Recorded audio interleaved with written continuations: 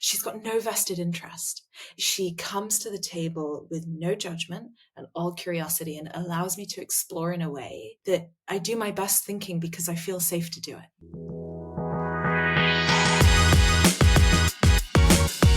Welcome back to 40-Minute Mentor, the podcast on a mission to raise aspirations and inspire the next generation of category-defining founders. From purpose-led entrepreneurs to Olympic champions, you'll learn firsthand from today's successful leaders on what it takes to be brilliant, all in just 40 minutes. This is our final installment of our mentorship feature series. We really hope you've enjoyed it so far and this new format and the fascinating conversations that we've had. Today, Hannah and I are joined by Tess Cosad and Chloé HC. Tess is the co-founder and CEO of Béa Fertility, the ambitious fertility tech startup focused on democratizing access to safe, affordable fertility treatment. Chloé is an accomplished product leader and coach with over 10 years experience working directly for COOs and founding teams in companies such as Truva to shape vision, drive strategy, and deliver day-to-day execution from seed to Series B. Tess and Chloé met at university, and although they've taken their careers in different directions, they've stayed connected as friends and have evolved their relationship to mentor-mentee. We're really looking forward to digging into this one and their unique dynamic, and for them to share the many mentorship lessons that they've learned over the years. So, Tess, Chloé, thank you so much for joining us on the podcast. How are you both doing? Well, thanks, James. Yeah, really good. Thank you. Thanks for having us on. Oh, the pleasure is all mine. Thank you. And it's great to have friends and mentor-mentees together. It's going to be a really good conversation. So I'm looking forward to diving really deep. But before we get to your mentorship relationship, let's do a proper intro for our listeners who may not have met you before. So do you mind if we could get a 1-minute whistle-stop tour of your CV? Why don't we start with you, Chloé? I did a psychology degree many years ago now. Thought I wanted to be a clinical psychologist. And when I got there, I realized that I loved people and there weren't too many people in the research papers I was reading, or at least that they were presenting more as numbers. When I left university, I decided to take a completely different tack and hit the fashion tech startup scene. That was really kind of where things started for me. I got into product management from there. I've worked at 3 different startups as in various capacities, but mostly in product roles, going in as the first product manager and then building and growing the product function all the way up to VP product. So I did that first at a really early stage startup that had no product, worked there for a while, and then went to Edited, which is a B2B SaaS product in the retail tech space as well. That was where I worked directly with the founder there, taking over the product from him all the way up to VP product. And then I decided to go and do the same thing again the second time round at Truva. Throughout my time, I kind of had a continuous thread that I just loved understanding people. That translated to kind of customers and users, but also working directly with teams. And I've now kind of taken a career transition to becoming a coach full time. So that's what I'm doing now. Awesome. Thank you. And over to you, Tess. My career is a little bit sort of, well, a very varied path. I did a master's degree and then started a startup. I thought that the group project we did was a wonderful business. As it turns out, the business adventure became a business lesson. We failed on all counts, but I learned a lot and then moved on and actually started an ad agency. So I ran an ad agency for a couple of years, working with B2B tech companies, actually. So brand positioning, storytelling, all of this stuff. At the same time, sort of grew a fascination with women's health equity, sort of all of the things that make life difficult for people that ought not to, and then found my way into fertility. So 3.5 years ago, I founded Béa and have been building the business since then. Oh, amazing. Thank you both so much for sharing your stories. So I know you both met at university and have been friends ever since. So Tess, tell us a bit more about friendship and how your mentorship relationship has evolved over the years. It's actually such a funny, if you'd said to me, gosh, 10, 15 years ago when we met, in 15 years, you're going to be on a podcast talking about this, I'd have been like, no way. It's been such a cool journey. And when we met, obviously university, so sort of friendship was absolutely the focus, and we were really, really tight friends. And then both really started to excel and progress in our careers in a way that was able to we were able to learn a lot from each other. And the minute I founded Béa, I think when you're a startup founder, you'll know this, it's a really complex journey. It's quite a long journey and can also be quite a lonely journey. So I just started talking a lot to Chloé. It was the lockdown, sort of middle of lockdown. So we'd walk the same loop every morning, and I just here's all of the stuff that I'm struggling with. And it really evolved from there. And after a while, I started to think, God, anytime I'm struggling with something, there's only one person I take it to.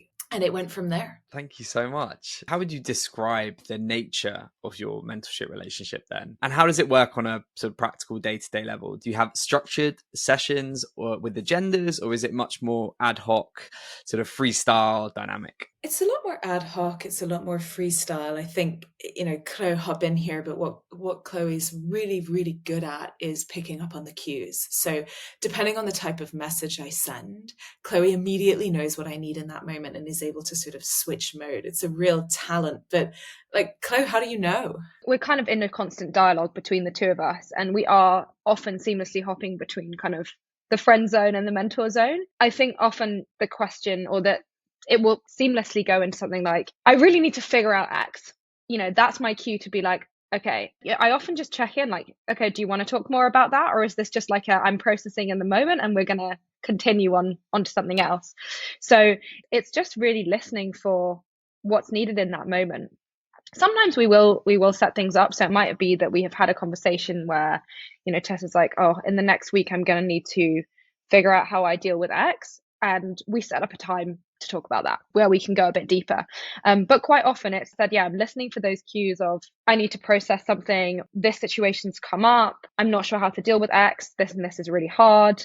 And then just checking back in like, hey, what mode are we going into from there, really? You already mentioned that you're constantly kind of switching between friendship mode and mentor mode. So how do you make sure that you've got time for both sides of it? You don't neglect your friendship, but then you also remember, right, like you're here as my mentor, you're here as my mentee. Yeah, how do you make time for both? And was there ever a time where it was so blurred that you had to set stricter boundaries and go, actually, this is our friendship time? Chloe's like expert on boundaries. And I actually think that's one of the reasons this works so well, is that, the boundaries are so well held. I think for me, we often try to hold weekends. Weekends are for friendship time, unless there's something specific and I'm, really asking for it. Weekends are for coffee and brunch and, all of the things that are not work. But I think in terms of when the boundaries have been really blurred, there have been a few moments where we've been in a real friendship context and situation, and I've just desperately needed to get through something. And Chloe does an incredible job of holding and then also sort of moving us on, but always remembering. So we'll always maybe go back to something if I haven't quite yet gotten there. And Chloe, you're the boundaries person, so I'll let you take that one away. I think with this stuff, like, we're really lucky that we have a really strong ongoing dialogue, and that means that we're pretty much always on the same page about either which mode we're in or how we're handling it. But it is really important to get explicit if it gets contentious. And sometimes what I'm thinking about is like, how do I need to show up right now? There have been dark moments where I could have shown up as a mentor and said, like, we need to push through this thing now or whatever, and I'm here to help you do that. And sometimes what's actually needed is just like a hug and to sit in, hey, this shit's really, really hard right now. As Tess said, we try and keep the weekends for us as friends, and then think about time spent, kind of have a mental parking lot. So quite often we're talking, which is like, oh, that came up, park that. We're not going into that right now. Like, it's chilling time. We're not going to go into that gnarly topic, but like, let's pick that up on Monday. And then we'll kind of make the time for it there. So it's up to us both to kind of make sure that we know what we need from the other person in that moment. And that goes for me as well. Like, we're really close friends. I need her to be my friend and not my mentee or my mentor or whatever. So yeah, it's that ongoing dialogue. And we often just say, what do you need? What do you need right now? And it's such a powerful question. I think when you're in a mentor-mentee relationship, the default assumption is someone's there to mentor and someone's there to be a mentee. Whereas with us, it's always like, what do you need? What do you need? I remember it was the middle of the pandemic. I was raising a pre-seed round. And honestly, this was 3 years ago. Béa was a consumer-facing medical device that was, pun intended, completely embryonic. Trying to get people to give me money was an absolute nightmare. And one point, I remember walking to Chloe's house. It had been a really long day. I'd been rejected left, right, and center. And the door opened. I was going to go there for dinner. And a glass of wine just came out the front door. I was like, do you know what? Yeah, that's what I needed. I didn't need a mentor. I needed to go to my friend for dinner, and I needed a glass of wine to like appear at the front door as I did. So there are just I think the depth of our relationship allows us to know what we need and sort of very fluidly go in and out of that. It's a rare thing. It's really cool. Amazing. Yeah, that sounds great. That you have this dynamic where, yes, you say what you need, but also there's a level of you just know each other so well that there's, you just understand what the other person needs. So that's great. I'd like to touch a little bit on, obviously, you've known each other for quite some time, but your careers have kind of gone into very different directions. Tess, you're a founder, and Chloé, you've worked closely with founders. So I think you've got a very interesting perspective to kind of navigate through some of Tess's problems and issues that come up. So yeah, I'd love to talk a little bit more about how does your perspective help you within the mentorship relationship, and kind of how beneficial is it to you that coming at it from two very different sides? So I think we lean into the fact that we're coming at it from different perspectives. It means I don't assume that I know what Tess is going through. So I don't have any background in medical device fertility or anything like that. So I'm approaching it from a more abstract lens. And I think that can be really helpful when we're kind of bandying around concepts. So quite often what I'll be listening for is like, what is it that you're describing right now? Try and assign a word to it. So for example, oh, okay, so that's your strategy. What you're describing to me now, like that's who your customer is, or whatever it is that we're talking about at that time. Like, so the challenge is actually X. And so what I'm listening for is to kind of help Tess think through some of those notions at a conceptual level, which then helps us figure out kind of how to communicate them to the team. So often what I'm representing as someone who's an operator who's worked directly with founders is, how is this being received by someone who is not the founder? The founder has an unprecedented level of context that nobody else in the business has. And so quite often my job is to be like, what do your team know here? What I'm hearing is this. Is that what you mean? Or that has felt really, really useful and powerful. And quite often I think there's a virtue in being reminded of that gap in context between what you as a founder have and what the rest of your team will have. Because I've been an operator working with founders, I can present that perspective. It's important for me that I empathize with the founder, and that's how I've worked with all of the people that I've worked with in the past successfully, is understanding what their experience is as a founder, and also what it's like to be on the receiving end of whatever it is that they're bringing in. There have been many moments where I'm like, I need to do this huge thing in the team. My favorite expression is strategy is situation specific. When your situation changes, you must also adapt your strategy. And of course, I often come in, I'm like, Chloé, I need to do this big thing. And Chloe's like, whoa, why? So we get to this place where, having been on the receiving end of communications from founders, and, Chloe, you're absolutely right. I have an unprecedented level of context because I look outside, I speak to investors, I look inside, I look at the market, I look at all of these pieces. And sometimes I present them in a way that it wouldn't land. It's not the right way to present it. And Chloe is so good at helping me reach clarity, and not being from the same industry and not being in medical devices is actually, I see it's a huge advantage, because I'll go off on this sort of, in my line of work, we talk about things like cervical mucus and this, that, and the other, and all these medical diagnoses. And Chloe sits back and she's like, yes, but why? And it's so clarifying and sharpening. It's actually really powerful to have someone who is not from the industry. It helps me really sharpen up how I communicate. Amazing. I think we've already had so many different examples of where you've really benefited from each other. But if you had to pick kind of one very standout moment where you walked away from, a mentorship conversation and Tess, you went, this was an absolute breakthrough moment. Can you share an example? If I were to think of a singular moment, there have been many ongoing situations. Early on in Béa's life, we went through a co-founder exit, and that's challenging and lonely. And as a founder, you really don't feel like you can talk to anyone in the business, out of the business. Everyone has a vested interest. And the minute you hear co-founder exit, sort of red flags go up left, right, and center. So that was really a long period of time in which the interactions I had with Chloe were incredibly powerful. But you've asked for a singular moment, and I can take you to it right away. I was in New York Chloe, I think you were in London, and I was walking around the East Village, and I ended up sitting on a bench outside a shop, and it was the middle of winter. So it's like New York winter. It's cold. I'm not dressed well, but the conversation was so powerful that I sat on that bench for 2 hours and I froze my buns off. What we were talking about was we were struggling to fundraise, as I think a lot of people were in Q4 22. And I felt like I was running out of options. And we got presented with the opportunity to join Techstars. And, you know, we've been around for a few years. We were a couple of weeks from launch. We've raised a few rounds. So arguably we're not quite, you know, in the right stage for a program like that. But I hooked into it and I was like, we need to do Techstars in New York. We just need to do it. And I'm talking to Chloe, and Chloe's like, yes, but why? And I was like, because we just need to do it. And I think what I appreciated so much in that moment was, you know, I'm putting words in your mouth now, Chloe, so feel free to say no, but Chloe as a friend was sitting back and was like, well, I don't want my friend to move to New York for 4 months. That sucks.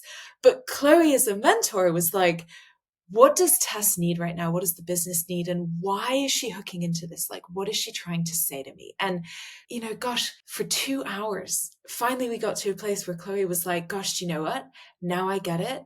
Now I see why you're doing this. And now I think you've managed to get to the core of why this is the right thing for you and for the business. And it was so powerful. It really unlocked me. I remember that situation so well. And I think, you know, I was hearing you describe this opportunity, and it really started out as something, it was about, I could hear for you that it was this lifeline, and I could also hear that you were like at the end of your tether, and it had been weeks of really, really hard phone calls with investors and pitches and like knock after knock after knock, and you were just like, I just need something, and this feels like it. As a friend, I wanted to be like, of course that's what you need right now, like, of course, yes, go do it, this is an amazing opportunity. And they were also like, they were chasing you down. They were like, we really want you, you're amazing. Like, there was so much pride in me at that point of like, this is so amazing. And also, wanting a lifeline isn't a good reason. That wasn't the right reason to make the business decision. And so we kind of bandied it around a lot. And I think I did I think in that mode, a lot of what I was doing was actually much more like coaching. You know, I was just getting you to kind of asking a lot of questions, talk through what's the thought process behind this? How are you getting to this decision? And then suddenly about halfway through the conversation, I remember it started off really about like, it was an opportunity for the team and it was a break and it was all these things. And then suddenly about halfway through it switched. And you started explaining to me what it unlocked from a business strategy perspective. And I was like, there it is. And we ended up like, I was doing a lot of just like reflecting back on what you were saying. And then I think after that, you just like went and wrote this big strategy document about why this was like and it actually wasn't at that point even tied to going to Techstars. It was about what you were going to do as a business over the next 18 months. That really blew my mind, listening to you like really articulate what that strategy was. So it was a powerful moment for me as well on that one. Amazing. Yeah, it actually brings me on to our next question around kind of conflict and disagreements. And Chloe, I'm going to come straight to you with this one. In every relationship, whether it's mentorship, whether it's friendship, you know, whether it's colleagues, there's always going to be conflict at one stage or another. And so for anyone listening who's currently going through a bit of a disagreement with their mentor or their mentee, can you give us any kind of practical advice on how to navigate that and how to work through that without affecting the relationship at all? It's a great question. I think nobody likes those conversations. They are like by definition really difficult. And usually they're actually hard because we feel a lack of control and we feel misunderstood. So we feel like the other person doesn't understand our perspective, or we're worried about how the other person's going to react to something. I can pretty much boil down every situation that I've had in any coaching interaction, mentorship interaction, or whatever. It boils down to those two things. If we know which one of those it is, or maybe it's both, that can kind of shape how we handle the conversation. Is it about not understanding our perspective? Then go and understand the other person's perspective as well. Because usually what happens is that people are coming at it, they cannot see the other side. And it's not about coming to a place of agreement. There might be a genuine difference in opinion, and that's okay. It comes down to being able to understand where that other person is coming from. And also ensuring that the motives are at least pure, especially when it's with a mentor or a mentee. Is that disagreement coming from, I want the best for you and I actually think you're taking the wrong decision here? Or is it coming from something else? Is it coming from, this has been my experience and I need you to validate my experience? Or is it coming from, you've never been through this, so you don't understand? What is actually going on there? So understand the other person's perspective. Go in and put your ego to one side and just go and look at that. When we think about the other side, which is about how is that other person going to react to something, fundamentally, that isn't something that we can control. If you're worried about having a conversation with someone, I always encourage people to get clear on what their perspective is. When we spend the whole time thinking about, I'm worried about saying this because I'm worried about how this person will perceive that or react to that. If you're approaching it with empathy and you're trying to say things in a way that feel fair and just, and you're clear on your own perspective, that's really key, because then however they react, either you're going to say, oh, I've actually just got a new perspective here, or you're going to say, I understand that's how you see things. That's not how I see things, right? So however they react, you have your kind of North Star. That's how I kind of think about it. Yeah, no, that's super helpful. Thank you. A lot of what you said is really resonating with me, just in terms of my own relationship with my mentors. So I've just been listening in intently, going, yeah, I can really relate to that. We get so many questions from our audience. I guess it's kind of the genesis of this podcast really is about, we had lots of people over the years reaching out saying, I really want to become a mentor, or I really, really need mentorship and I don't really know where to look. So we really want to make sure in this feature series, we're giving practical advice for them. I wanted to ask you, how do you approach a potential mentor? What's the best way to ask for mentorship? Because it is quite a daunting concept for many. So I'd love to get both of your takes on this. So maybe, Tess, if I come to you first. Chloe and I have beautifully different takes on this as an operator and a founder. But I think one of the things that I learned early on starting Béa was I get given a lot of advice. So I actually don't have to go and seek mentorship. Mentorship loves to find its way to me. And I'd often pitch and someone would come up and say, hey, I'm not going to give you money, but I'll definitely give you advice. I pitched 284 times to raise my first round in the middle of the pandemic. So that sort of gives you an idea of quite how much advice I had. But people often would come to the table with this attitude of, well, I know more, so I'm going to give you advice. I think one of the things that I learned when looking for a mentor is if I'm seeking someone, that's generally a pretty good sign. If someone's coming to me and I'm trying to figure out how to hold them at bay, bad start. And that was so powerful. One of the things that I noticed with Chloe is over time, I was like, gosh, I'm really seeking. You get these emails sometimes where you're like, I need to call Chloe, speed dial almost. And that's when I started to think, gosh, that's a mentor. Because then I'd often get emails or news or, the product broke at some point. We were in the middle of R&D and it's a medical device. So medical devices are not supposed to break, especially not when you're putting them inside bodies. And the orifice that we happen to deal with, which is a vagina, nothing should break when it goes near a vagina. Anyway, it broke. And the first person I wanted to call to be like, my business is going up in flames, was Chloe. Now, of course, you have a team and you have a lead investor and you have a board. So it's like, I should probably call the board first. But there were so many clarifying moments along the way where I was like, gosh, I've really found a mentor here because I gravitate to her. I look for the space she creates for me, which is judgment-free and curious. That's it. She's got no vested interest.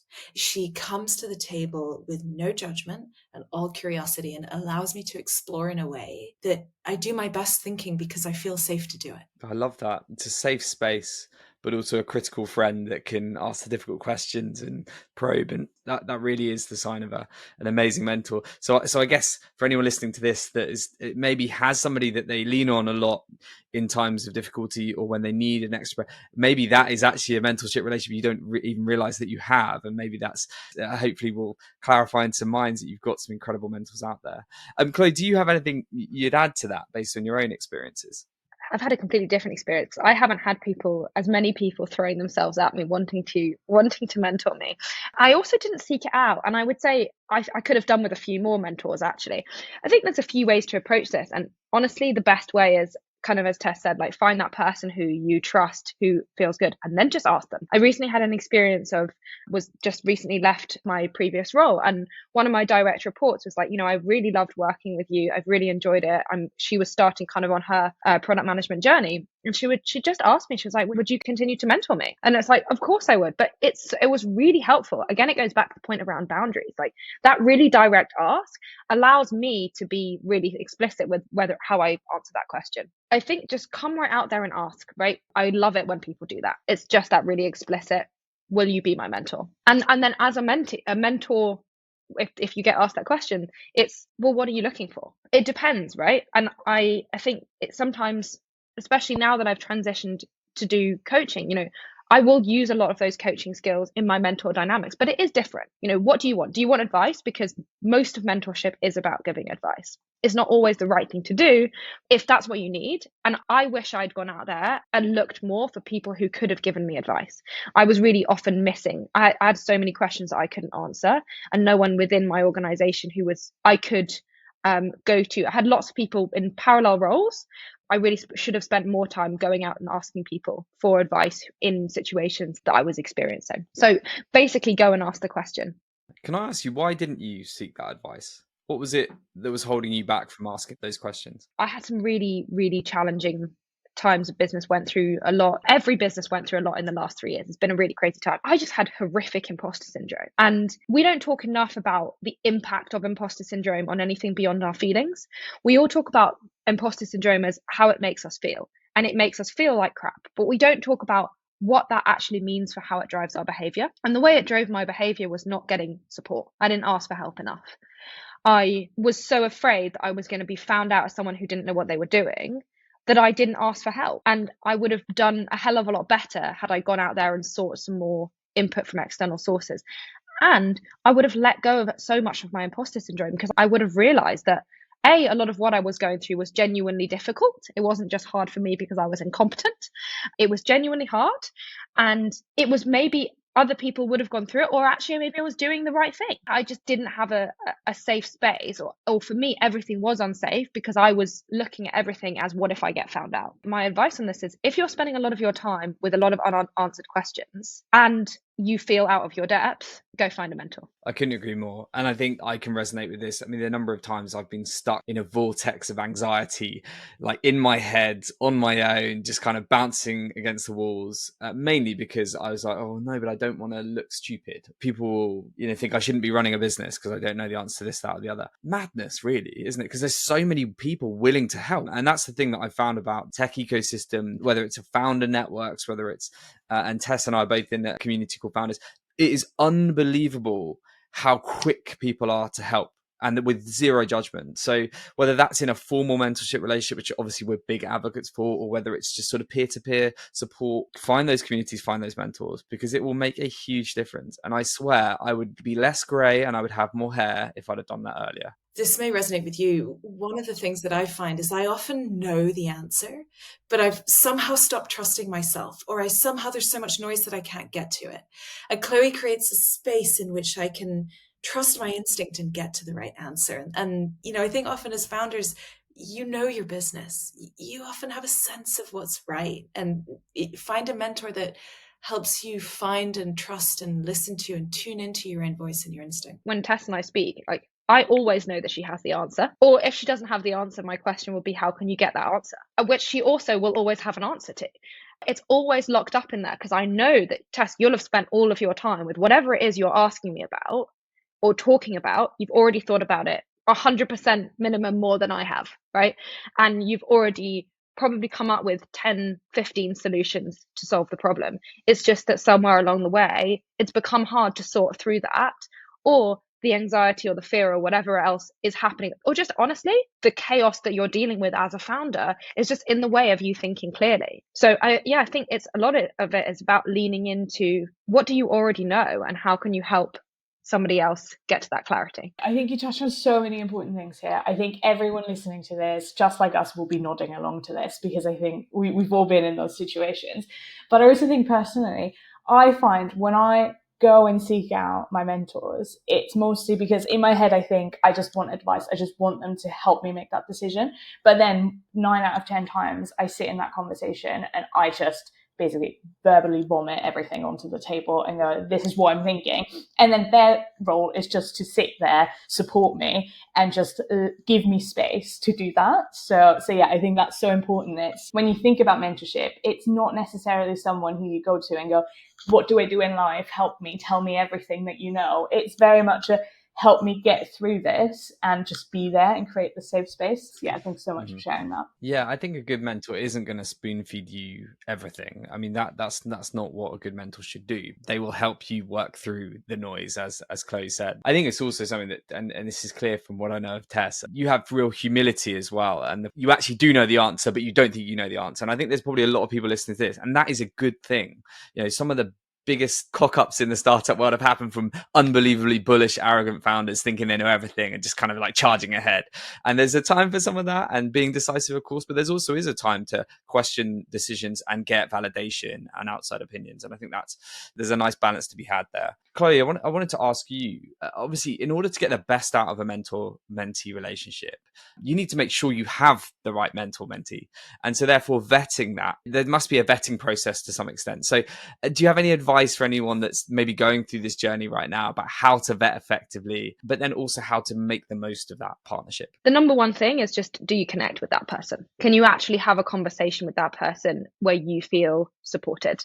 I think early on in my career, I had a mentor who was super smart, way ahead of me in their careers, really, really passionate about what they did. And I walked out of every session and felt like a failure. You want someone who's going to challenge you, but if you don't feel safe, you won't be able to be challenged effectively. You have to find someone you trust to challenge you. If you don't challenge, you won't change. If you're not challenged, you won't change, right? But equally, otherwise, it's not a safe space to be in, and you won't be able to internalize whatever it is that they're challenging you on. So find someone you want to be challenged by. And that comes from, do you really connect with that person? Do you believe that they understand what you're experiencing? On the flip side, if you're a mentor and you're thinking about a mentee, do you connect with that person? Really get into the heart of why this person wants to be mentored.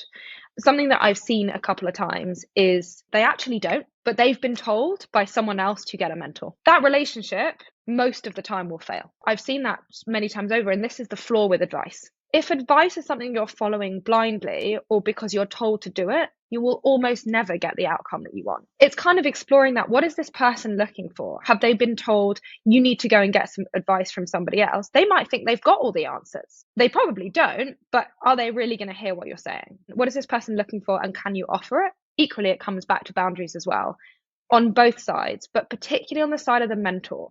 Do you actually have the time, space, capacity, and want to mentor this person? And if you don't do it, because you won't serve them well. So be honest with yourself and don't say yes to someone. That is a responsibility. Don't commit to something that ultimately you're not able to deliver on. 100%. So much better to have one mentee that you can dedicate your time to, give your all, obviously with the right boundaries put in place, and have real clarity on, you know, how that relationship's going to work, rather than try to be a hero and help loads of people and do a really half-assed job of it, because that'll be no good for anyone. And what I found personally from being a mentee and a mentor is I get so much both ways. I learn so much from those that I mentor and then being a mentee. So it's a really worthwhile thing, but definitely feel I've done this myself, where people have asked for me to play a bit of a mentor role. And I've gone, of course, yeah, I'd love to help. And then before you know, I'm just drowning in conversations and not being effective. That's a really good point. And I really like the point you make about not necessarily always giving advice. That's not always the right way to be as a mentor. Tess, just wanted to come to you briefly before we sadly have to wrap this conversation up. Do you think there's such a thing as having too many mentors? And if you feel like maybe you're going down that path, what's the best way to maybe end those relationships? Because I'd imagine that would be a pretty tricky conversation to have. 100% there's such a thing as too many mentors. Unequivocally, yes.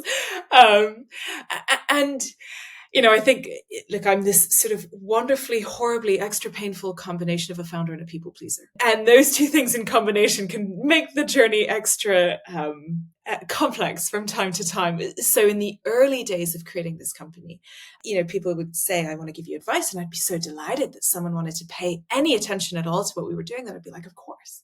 You know, what I made the mistake of doing was, you know, a mentor would come along and say, well, these are the things you need to do. And I'm like, there's my to-do list for the week. Yeah, but they don't have the context. So I would make the advice my de facto to-do list, and I would go off on tangential journeys that were completely irrelevant to the progress of the business. I think at one point I had so many of these things going on that I was just lost. I was lost. And I started to notice that I was beginning to sort of dread some of these mentor calls. And one of my mentors insisted on a full set of management accounts, provided X number of days before every mentorship conversation. And I really think one of the things I learned very early on was mentorship is not about someone telling you what to do. They just don't have the context. Yes, someone in New York who is a dear friend and mentor once said to me, Tess, no one has the context that you have. No one. When I let that land, I suddenly felt so much more empowered. And honestly, James, I got to a place where I suddenly thought, gosh, I don't need all of these mentors. And then the people pleasing kicked in. It was like, but it's going to be so displeasing to them if I shut down the relationship, because me begging for advice is, this sort of young woman looking for advice is so pleasing to so many of these people. So I can't possibly end the relationship. And then I sat back and I thought, well, Chloe has this expression. I love it so much. I hate it and I love it simultaneously, which is the universe will keep sending you the same lesson until you learn it. And finally, I learned that it might just be time to sit down with some of my mentors and say, do you know what? I've really loved this and it's been so beneficial and it's time for me to move on. It is the best thing for me as the founder. It's the best thing for my business. And those were some of the hardest conversations ever. I really, really struggled with them. But to your question, James, yeah, totally is such a thing as too many mentors. And when you realize that you've gotten yourself into that sort of mess and you need to sort of extract yourself from it, it can be complex to have those conversations. But it comes back to, what is that mentor there for? Because if they are there because they want to see you succeed, and you say to them, hey, with everything going on, I am not being set up to succeed. They should want you to move on. They should welcome that conversation. They really should. Yeah, a conscious uncoupling when it comes to mentorship is not always a bad thing, is it? Exactly. And it'll show you people's intentions, right? Like if you get a terrible reaction out of a mentor because you're trying to uncouple, then you kind of get the feeling of, this wasn't right to begin with. This just wasn't the dynamic we needed. Yeah. When Chloe and I were talking about this podcast and sort of what was it about our relationship that made it so enduring, not to steal your thunders, said this thing. It's so wonderfully articulate, comes out with combinations of words that are just gorgeous. And she says, you know what, Tess? Women are under-sponsored and over-mentored. Boy, is that true. And I think for many female founders, we get a ton of advice and the data bears it out, much less capital. And it does impact, how you build and how you grow and where you go. It's so important mentorship is so important. Really find the ones that help you find your voice. I would just really add a final point to that. I mean, Tess, you actually said that such a beautiful way. And I think, I listened to you talk about too many mentors and I watched you go through on this journey where, you are an extremely talented, relatively young female founder. And so there are people queuing up who are like, I want a piece of that. You actually have the hard job of weeding out who's genuine and who's there for a bit of glory hunting, a bit of kind of, I want to be able to say, I don't actually want to give you any money, but I will be able to say that I did something and then I'll go in at a later stage where there's a bit less risk or whatever. And it goes back to exactly this point, which is I heard this expression of, women are over mentored and under sponsored. And so my final kind of parting words is just to have a think about what else you could offer that person that isn't advice. Is it an introduction to somebody else? Sometimes people have mentors that are in the same organization as them.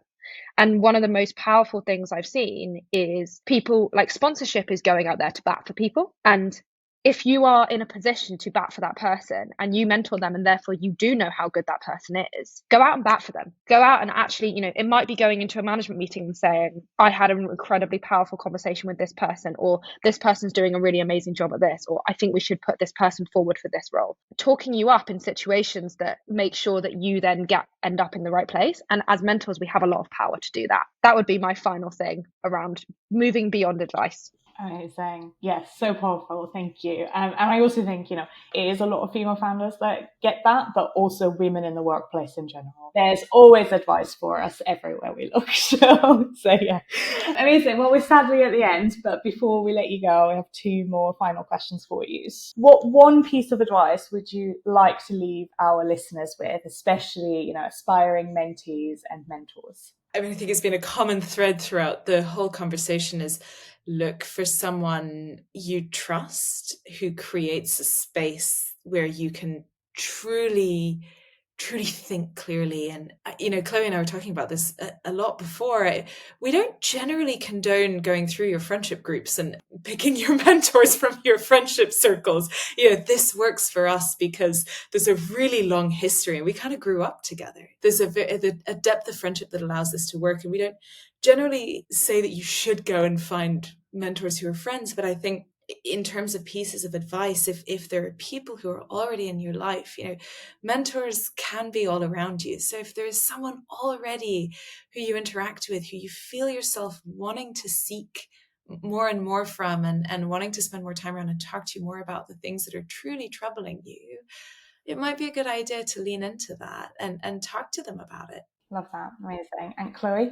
I think I'm going to build on what Tess said. I think some people out there who will listen to this conversation and think, oh yeah, it'd be amazing if my friend was my mentor, or I could go and mentor my friend. And I guess it's proceed with caution, because lean into where that is and also make sure that you set those boundaries. And I think one thing that Tess and I were chatting about when we were thinking about this and how we wanted to make sure that we got across the power in our dynamic, one of the things we talked about was some mentorship can be paid, right? There can be an exchange of money. And we made a decision quite early on, which was we never wanted money to change hands between us about this, because we didn't want it to be something that we wanted to be able to split between friendship and mentorship, but not in a way that was ever going to create resentment on the other person. And that can happen in either direction.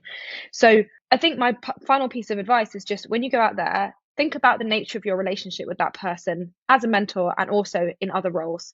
Are they in your organization, so there are other power dynamics at play? Are they your friends? Are they someone else who's got a vested interest in something that you're doing? If so, if not, how do you want to set that up? And think about that as you go into that relationship, whether that is money or time or anything else. Amazing. Thank you so much. And finally, I know that you both are very lucky and have lots of amazing people and mentors in your lives. But if you had to choose one more mentor, whether they're dead or alive, who would it be and why? And Chloe, I'll come to you first on this one. One of my mentors at the moment is the reason I got into coaching, and she's been most incredible person. So I kind of feel like I've got the perfect mentor in many respects. That's hard to replicate and hard to relate to. So I'll give someone who I think would be incredible, and that's Brene Brown. She started off as a shame and vulnerability researcher, but now she does everything from kind of, leadership development, all the TED Talks and the Netflix specials. She's absolutely incredible. What I love about her is that she always gets back to the human side of things and the heart, and has a grasp of emotional literacy that I think is absolutely incredible. And so I think she'd just be fantastic at helping me navigate what it was precisely that I was feeling and finding the right words to use to describe that and what that actually meant for what I was dealing with. So yeah, my pick would be Brene Brown. Amazing. Yeah, she's definitely on our dream guest list for the podcast. So we'll just put that out in the universe real quick. Amazing. And Tess, over to you. Yeah, I thought long and hard about this, because when I first read the question, I thought, God, I think I really do have my ideal mentor. Then I thought, no, don't be a cop-out. No, go and find someone. I thought, okay, well, I would want to look for powerful female CEO of X Fortune 500 business. Go. Had some of those. I have one of those. And honestly, they're brilliant and they scare the living out of me. And I thought, that's not great. Like, they really pull me up by my bootstraps. It would be a detriment to the whole conversation we've just had about trust in a safe space and all of those things to say, well, my ideal mentor would be this person. And I was at 3 a.m., like, trying to listen to a sleep story thinking, I really need to just not be thinking about this. I was thinking, who would be my ideal mentor? Whether or not it's a cop-out answer, I really think I've got it. For all of the reasons that we talked about on the call, it's like, I can't really think of anyone else. I couldn't come up with an answer to that beyond... Chloe, I think it's you. Love this. What a great way to end the podcast. And with the perfect mentor-mentee relationship. Tess, Chloe, it's been an absolute pleasure to have you on. I think your partnership is really one that I hope others will aspire to have. I think it's amazing to see how your friendship has flourished into a mentorship relationship. Thank you for all your amazing advice. So much actionable stuff in there for anyone that's out there, like looking for mentorship right now or wants to be a mentor. With thoroughly encourage everyone to take heed of your wisdom, and hopefully we'll see the results off the back of it. So thank you for joining us. Thanks for having us. Thanks.